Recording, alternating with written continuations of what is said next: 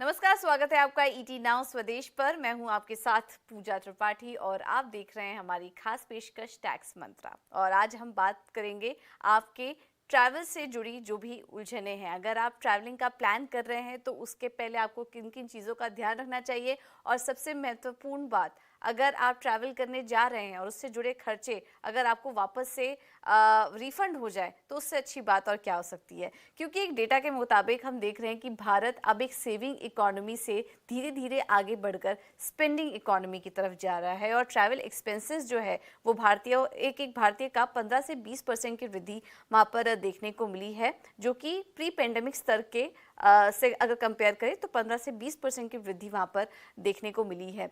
तो अगर घूमने के साथ साथ यहाँ पर आपने जो भी खर्च किया है वो पैसे आपको वापस मिल जाए, इससे अच्छी बात एक नौकरी पेशा के लिए और क्या हो सकती है। और इसी के साथ ही साथ हम ये भी समझेंगे कि अगर आप विदेशी यात्रा प्लान कर रहे हैं तो फिर आपको किन किन नियमों का ध्यान रखना चाहिए, क्योंकि 1 अक्टूबर 2023 से टीसीएस के नए नियम लागू होने वाले हैं, तो उससे जुड़ी किन बातों का आपको ध्यान रखना चाहिए, ये आज हम समझने की कोशिश करेंगे। और इसमें हमारी मदद करेंगे ऑप्टिमा मनी मैनेजर्स के एमडी पंकज मधपाल जी। पंकज जी, हमेशा की तरह बहुत बहुत धन्यवाद आपका अपना कीमती समय आज हमें देने के लिए।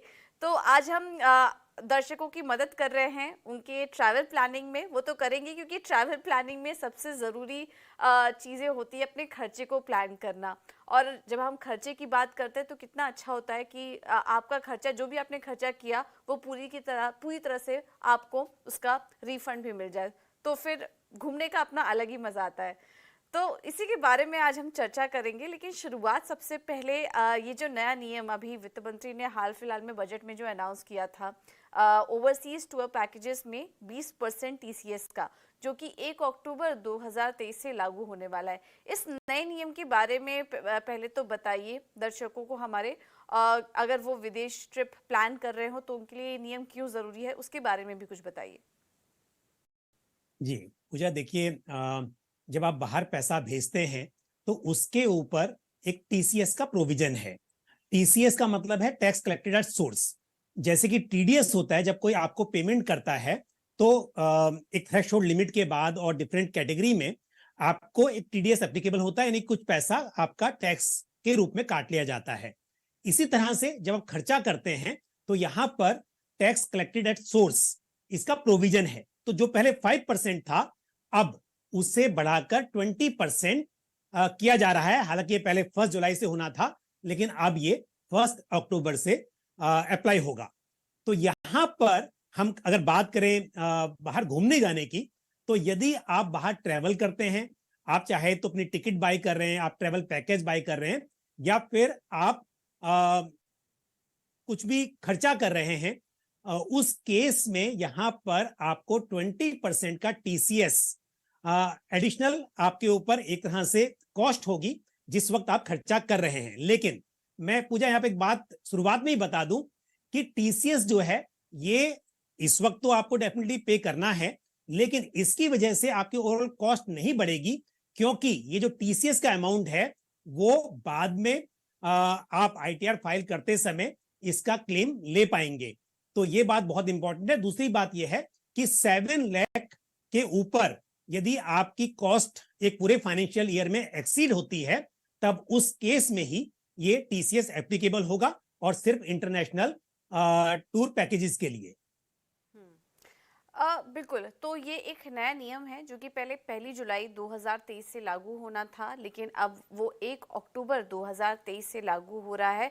और इससे आपका खर्चा ज़्यादा नहीं बढ़ेगा, एक तरीके से टैक्स है जिसको कि आप इसको आप क्लेम भी कर सकते हैं आईटीआर फाइल करते वक्त। ये हम समझने की कोशिश करेंगे आगे भी। लेकिन पंकज जी, हम काफ़ी तरह की बातें सुन रहे हैं इस नए नियम को लेकर। टैक्स बचाने के तरीके भी सुनने में आ रहे हैं कि आप चाहें तो अलग अलग बुकिंग और पेमेंट तरीकों, इंडियन के बुकिंग और पेमेंट जो सुविधा है वो ना यूज़ करके आप फॉरेन के ज़रिए आप अपनी बुकिंग कर सकते हैं, या फिर काफ़ी सारे तरीके आ रहे हैं जैसे कि टीसीएस से बचने की बात की जा रही है। ये कितना सही है और क्या ये वाकई फ़ायदेमंद है?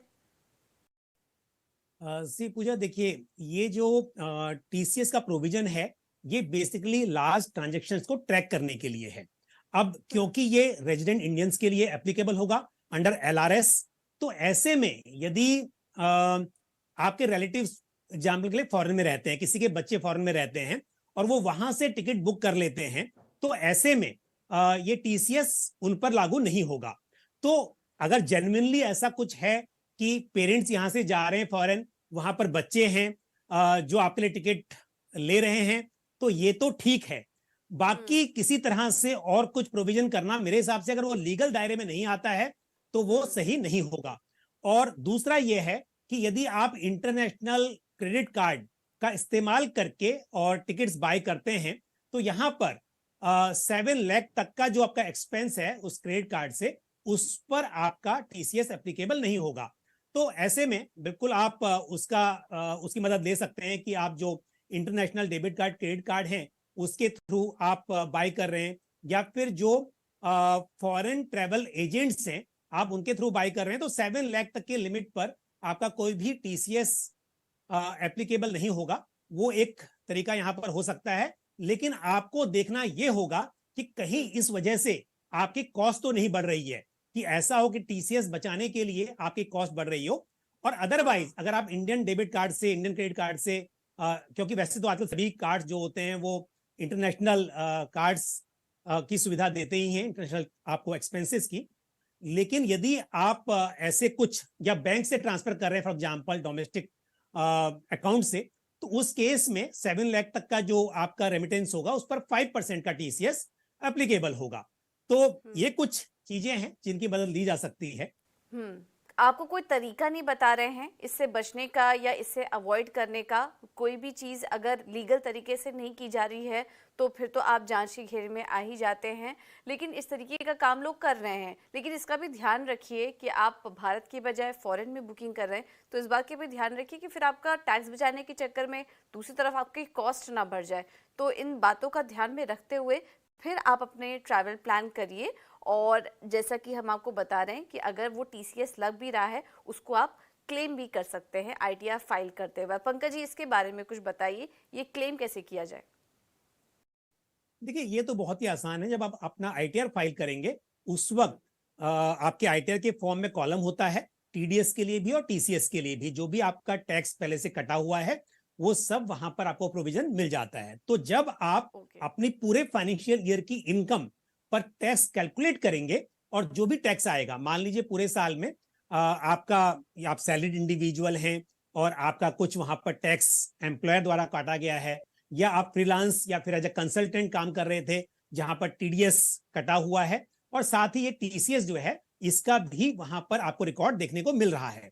उसके बाद भी आप देख रहे हैं कि आपकी जो कुछ एडिशनल इनकम है उसकी वजह से कुछ एडिशनल टैक्स भरने को आपको आ रहा था, लेकिन जब एडिशनल टैक्स भरना होगा तो उसमें से ये जो TCS है ये एडजस्ट हो जाएगा और आपको सिर्फ जो बाकी की रकम है वही चुकानी होगी टैक्स के रूप में। दूसरी बात, मान लीजिए कोई दूसरी इनकम है ही नहीं आपकी, आप सैलरीड इंडिविजुअल थे और ऑलरेडी आपका टैक्स पूरा का पूरा कट चुका था, आपको कोई भी टैक्स एडिशनल नहीं भरना था, और ऊपर से TCS के रूप में आपका पहले से टैक्स कटा हुआ है, तो इसका मतलब आपको भरना तो कुछ है नहीं, बल्कि जो सैलरी पर आपका टैक्स कटा हुआ था उसमें से भी कुछ आप रिफंड ले पाएंगे। तो ये इस तरह से आप उसका क्लेम ले सकते हैं, यानी कि जहां पर एडिशनल टैक्स भरने को है उसमें आपका एडजस्ट हो जाएगा और एडिशनल नहीं भरना है तो आपको रिफंड मिल जाएगा। और ये सिंपल जब आप कैलकुलेट करेंगे अपने ITR में, तो आपके ITR फॉर्म में ही वो ऑटोमेटिकली आपको एडजस्ट होके मिल जाता है।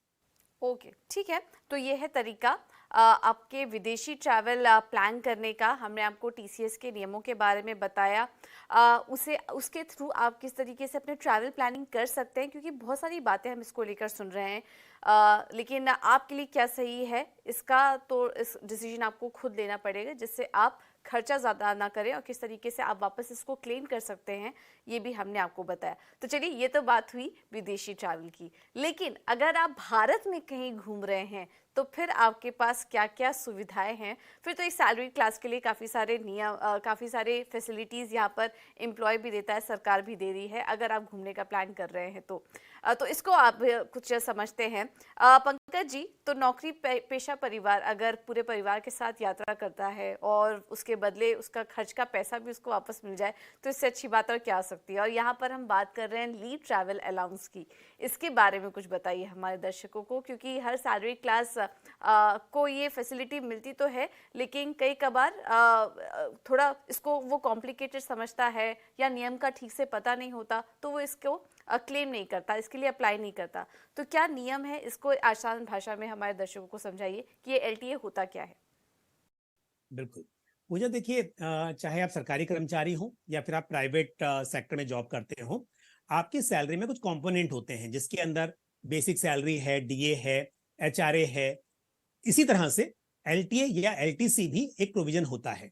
तो पहले बात करते हैं सरकारी कर्मचारी की, क्योंकि सरकारी कर्मचारी को जो एलटीसी का बेनिफिट मिलता है वो जब अपना कुछ मतलब ट्रेवल करेगा। और पहली बात, ये सिर्फ एप्लीकेबल होता है डोमेस्टिक ट्रेवल के लिए, विद इन इंडिया आपको ट्रेवल करना है। और ट्रेवल में भी आपका सिर्फ जो ट्रेवल एक्सपेंस यानी कि जो टिकट का एक्सपेंस है, वो आपकी एलिजिबिलिटी के हिसाब से ट्रेन, बस या फिर फ्लाइट का टिकट हो सकता है, तो सिर्फ वो जो रिएम्बर्स हो रहा है वो आपका एग्जेम्प्टेड हो जाता है। और इसके लिए self, spouse, dependent children, dependent parents वो इसमें इंक्लूड हो सकते हैं। Even dependent brother, minor brother या फिर डिपेंडेंट सिस्टर, वो भी इसमें इंक्लूड किए जा सकते हैं फैमिली की डेफिनेशन में।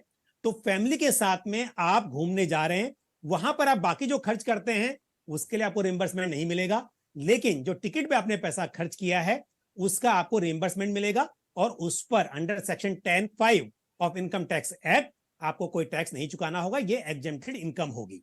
तो सरकारी कर्मचारियों की बात करें तो आप खर्च करोगे तो ही मिलेगा और नहीं करेंगे तो नहीं मिलेगा।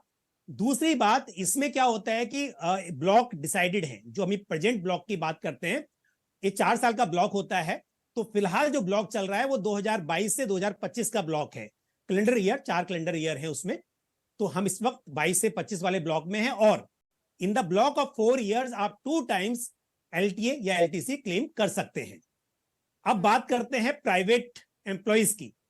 तो प्राइवेट जॉब में क्या होता है कि एक सीटीसी का नियम होता है, जहां पर आपको बता दिया जाता है आपकी कॉस्ट ऑफ द कंपनी इतनी रहेगी। अब क्योंकि पहले से बताया हुआ है, तो ऐसे कर्मचारी जो एलटीसी क्लेम नहीं करते हैं, घूमने नहीं जाते हैं, उनको भी वो एलटीए का बेनिफिट दे दिया जाता है। बट उस केस में वो एलटीए ट्रीट नहीं होगा, बल्कि वो as a part of your taxable income हो जाएगा। क्योंकि आपको प्रॉमिस किया हुआ है कि आपको इतना पैसा मिलेगा, तो पैसा तो मिल सकता है, लेकिन उस केस में वो टैक्सेबल होगा क्योंकि आप घूमने नहीं गए। लेकिन यदि आप बाहर घूमने जाते हैं विद इन इंडिया, जो भी लिमिट है, और आप उसके टिकट अपने एम्प्लॉयर को प्रोवाइड करते हैं, आप लीव लेते हैं, तो उस केस में जो आपका एलटीए या एलटीसी का जो अमाउंट है, जो टिकट का कॉस्ट है, वो आपकी टैक्स एग्जम्प्ट हो जाएगी। तो इसके लिए कई बार प्राइवेट सेक्टर के एम्प्लॉय थोड़ा सा कंफ्यूज रहते हैं कि मुझे एलटीए तो मिला पर मेरा तो टैक्स लग गया। एलटीए नहीं मिला बेसिकली, वो क्योंकि प्रॉमिस था, आपको पैसा मिला, लेकिन आपने उसको उस तरह से क्लेम नहीं किया टिकट सबमिट करके, इसके लिए वो टैक्सेबल हो गया। अदरवाइज नियमों के तहत यदि आप 2 times in the block of 4 years से क्लेम करेंगे, टिकट सबमिट करेंगे, तो पैसा आपका टैक्स फ्री हो जाएगा। हाँ, वो यही मैं कह रही थी कि प्राइवेट एम्प्लॉयज़ को अक्सर ही कन्फ्यूजन रहती है, तो उसी कन्फ्यूजन को दूर करिए, किस तरीके से कहाँ पर एलटीए क्लेम करें और इसके लिए क्या क्या डॉक्यूमेंट होने की ज़रूरत है, किस तरीके का खर्चा है जो कि आप एलटीए के अंडर क्लेम कर सकते हैं। बिल्कुल पूजा, पहली बात तो यह है कि आपकी सैलरी में कंपोनेंट होना चाहिए। अगर आपके एम्प्लॉयर ने आपको एलटीए या एलटीसी की सुविधा दी नहीं है, आपके सैलरी स्ट्रक्चर में वो पार्ट नहीं है, तो आप कुछ नहीं कर सकते। दूसरी बात, ये सिर्फ उनके लिए एप्लीकेबल होगा जो कि ओल्ड टैक्स रिजीम में है। न्यू टैक्स रिजीम में डिडक्शन एप्लीकेबल नहीं है। तीसरी बात यह है कि अगर आपकी सैलरी स्ट्रक्चर में ये प्रोविजन है, तो आपको करना यह है कि आपको पहले से अप्लाई करना है, आपको लीव लेनी है और आपको विद इन इंडिया घूमने जाना है। आप जहां घूमने जाते हैं उसका जो भी आपकी एलिजिबिलिटी है, या तो इकोनॉमी क्लास एयर फेयर या फिर एसी ट्रेन फेयर या फर्स्ट क्लास ट्रेन फेयर, जो भी आपकी एलिजिबिलिटी है, उस हिसाब से आप टिकट बाय कीजिए और अपने एम्प्लॉयर को आपका हो सकता है एक प्रेस्क्राइब फॉर्म भी हो उसके लिए, उसके साथ में आपने टिकट्स की जो कॉपी है, जर्नी कंप्लीट होनी चाहिए। ऐसा नहीं कि आपने टिकट बुक किया और आपने सबमिट कर दिया, आपने जर्नी कंप्लीट होनी चाहिए। तो आप उस टिकट को अपने एम्प्लॉयर को देंगे और उसके बाद आपका एम्प्लॉयर जो पैसा देगा उस फाइनेंशियल ईयर में, वो आपका टैक्स एग्जेम्प्ट होगा, उस पर टैक्स नहीं लगेगा।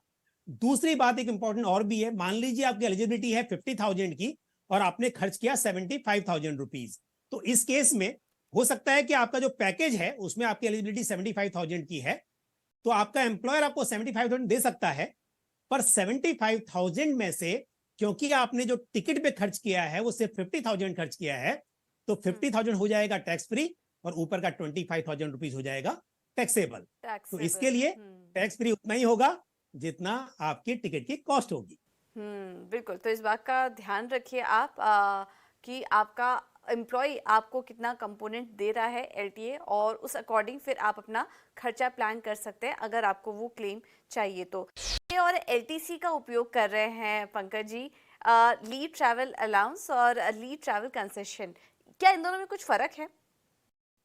नहीं, इनमें कोई फर्क नहीं है एज सच। जब ओके। तक आप रियम्बर्समेंट ले रहे हैं तो पूजा कोई फर्क नहीं है। बट कई बार मैं इसलिए बार बार बोल रहा हूं कि प्राइवेट सेक्टर में सीटीसी के तहत एक कंपोनेंट बना दिया जाता है और उसको अच्छा। एलटीए कहते हैं।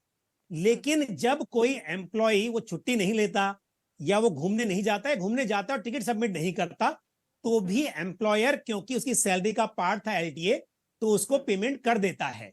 तो तब वो एम्प्लॉय थोड़ा कंफ्यूज होता है कि हमें तो कहा गया था कि ये टैक्स फ्री होता है और टैक्स ये टैक्सेबल क्यों हो हाँ। गया। तो जैसे मैंने राइट। बताया कि आपका अगर रिएम्बर्समेंट है तभी वो आपका टैक्स एग्जेम्प्टेड है।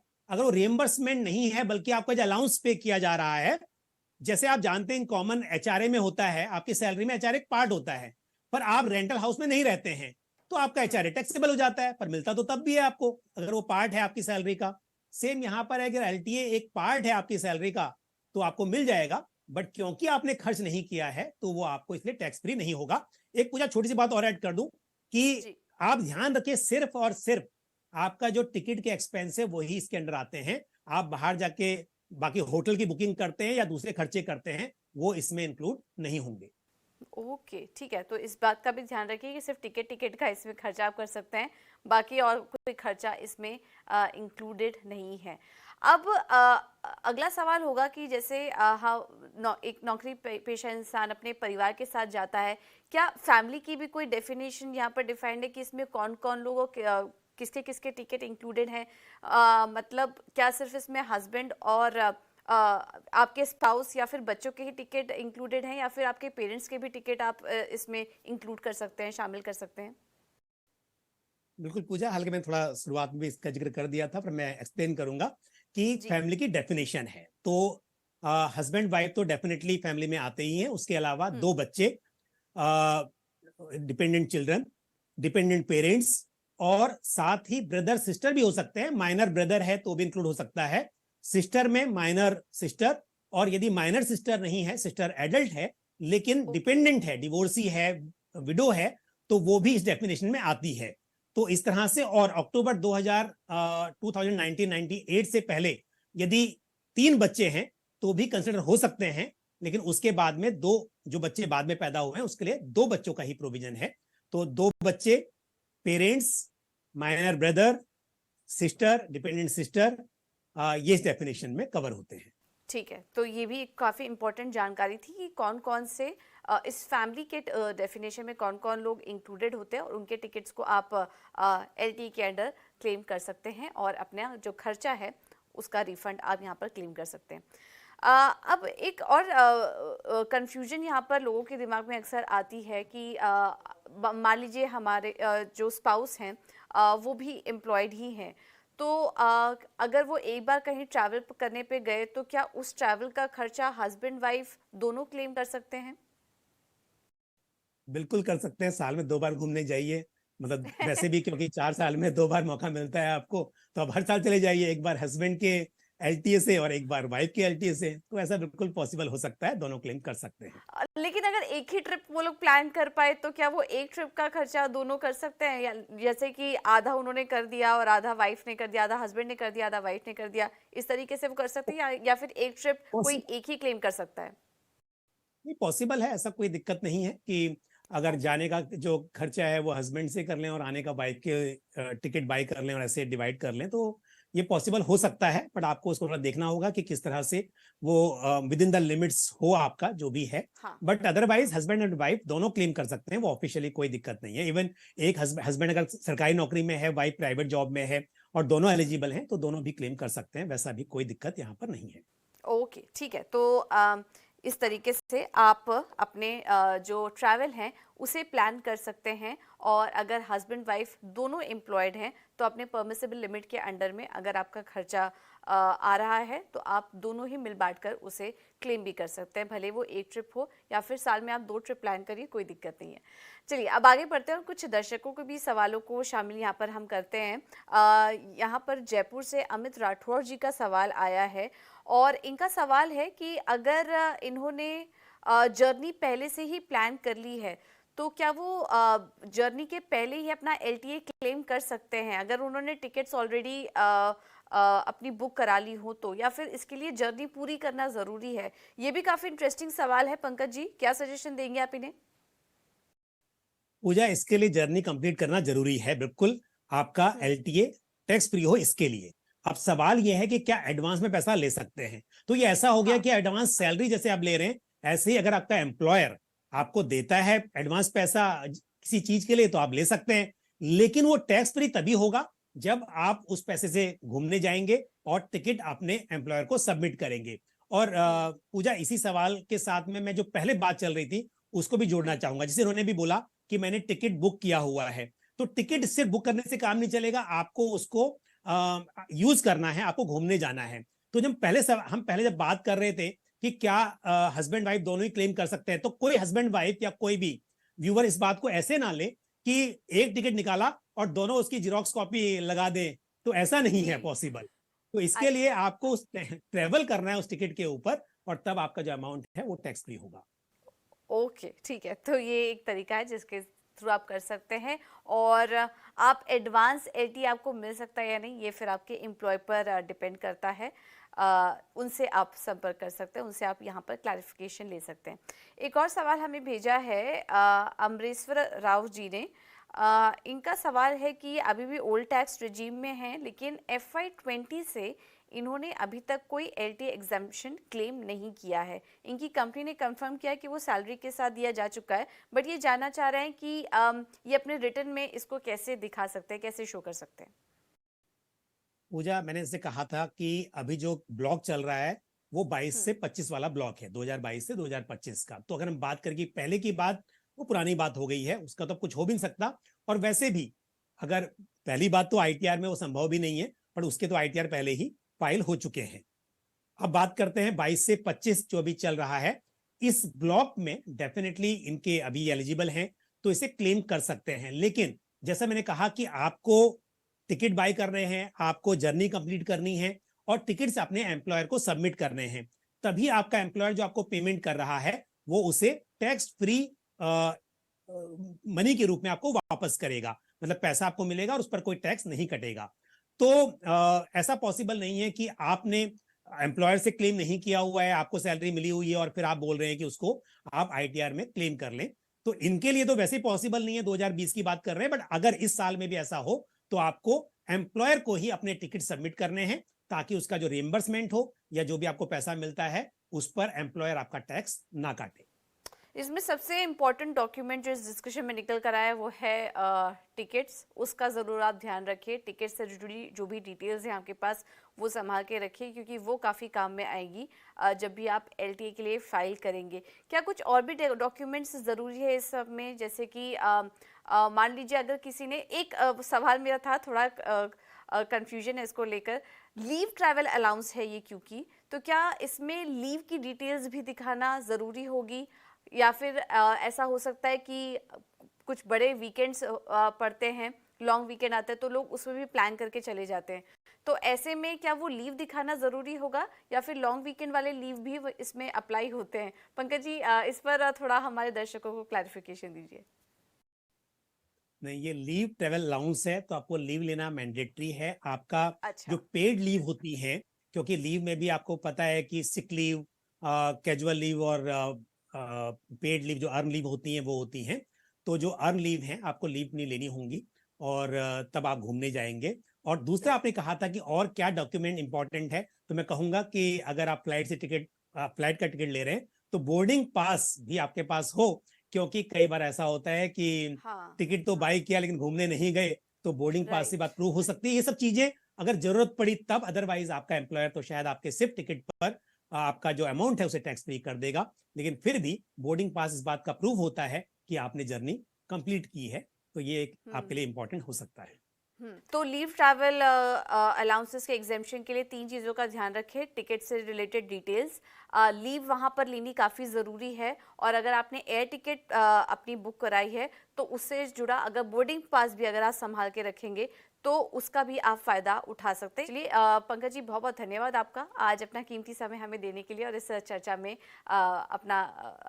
चर्चा में हमारे साथ भाग लेने के लिए बहुत बहुत धन्यवाद आपका। तो आज हमने कोशिश की इस शो के ज़रिए कि कैसे आप टेंशन फ्री होकर अपने घूमने का प्लान बना सकते हैं और उसी के साथ ही साथ अपने खर्चों को और अपनी टैक्स प्लानिंग भी कर सकते हैं। इसी नोट के साथ मुझे दीजिए इजाज़त। नमस्कार।